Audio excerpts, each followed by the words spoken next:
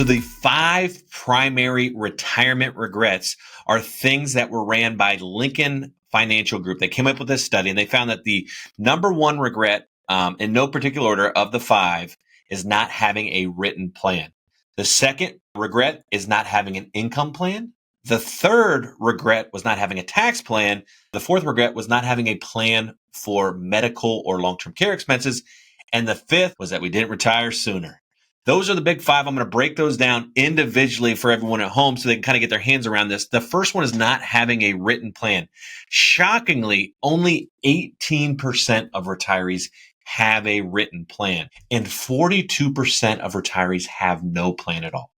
I don't know. That's hard for me to believe that you've worked 30 years and your life savings are hanging out there. You're done and you don't have any way of addressing, now that you're not going to get a paycheck anymore, how that money is going to be protected, preserved, and last you for the next 30 years.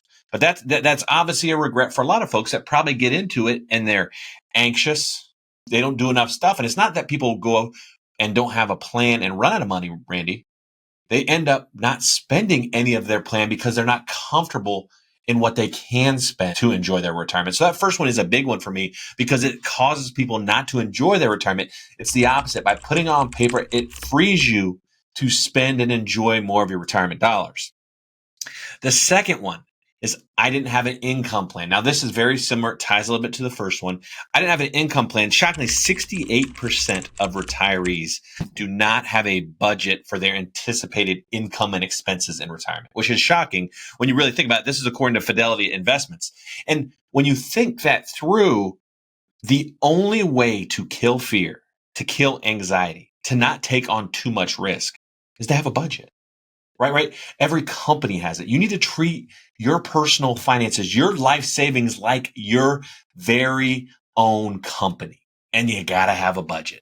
And that budget will empower you to say, all right, I've got more than enough money that I need to last through retirement. I probably should back off some risk then. Why am I taking so much risk if I know I have enough? These are the things that bring it all together. And without them, almost 70% of people don't have an income plan on how they're going to navigate the expenses of retirement. That can't happen. That's why, obviously we talked about our income 10 earlier. That is a huge tool to help people understand their income needs each and every year to ensure that they spend more of their life savings. Regret 3, not having a tax plan. This is often ignored because their accountant obviously helps them plan, obviously, what happened last year, but not what's happening in the upcoming years. And their financial advisor's only tax advice their whole life was wait until 73 to touch your IRA. Tax planning is so important in retirement when it comes to your largest liability, your IRA. You have to have a tax plan that breaks down when and how much to take out of your IRA every year, whether it be a conversion or just pay tax on it. You should be paying tax on your IRA every year if you're in retirement and it still, has a balance, because that is how you beat Uncle Sam. Not waiting till 73, running into the widow's penalty, then running into the kiddo's penalty and overpaying taxes.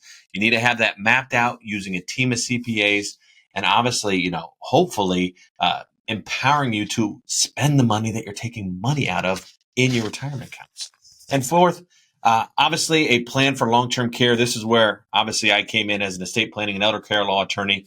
No one wants to talk about regret 4 until it happens, right? Until someone goes in a nursing home, gets the prognosis for Alzheimer's or dementia, no one wants to address this plan, but it's a big it's a big regret because it's a big cost. This is the largest cost for retirement, $100,000 plus a year in the Midwest and growing, of going into a nursing home. So not talking about it and brushing it under the rug, a lot of families look back and say, oh my gosh, we could have really got ahead of this.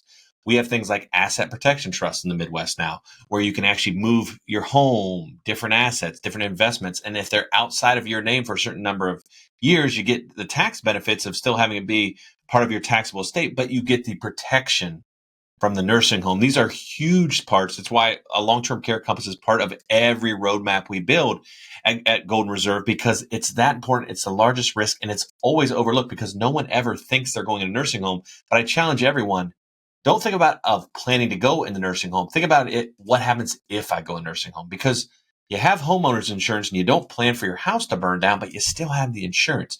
So think of the planning that way. And the fifth and last, obviously, regret is like, I don't have an estate plan. I didn't have any estate planning. And this usually comes up when a spouse passes.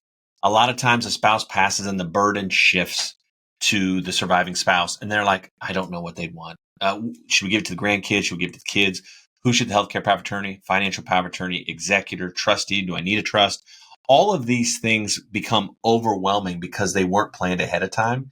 If you're healthy and you know what you want, obviously getting these documents in place in your 60s is way easier than your 70s, which is way easier than your 80s or way easier than your 90s. So having an estate plan is part of every plan. It's the bottom of retirement mountain, right? We have to make sure what's the good of having all of these assets if we don't control how or where they go when we're both gone.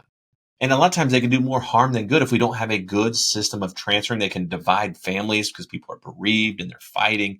So these are the big 5 regrets, Randy. And I always want to say, a lot of these things that came up in this study is exactly what we address with every roadmap for retirement at Golden Reserve, because protecting and preserving your life savings should be the first step in retirement as opposed to jumping in and trying to figure out who can get me the biggest return.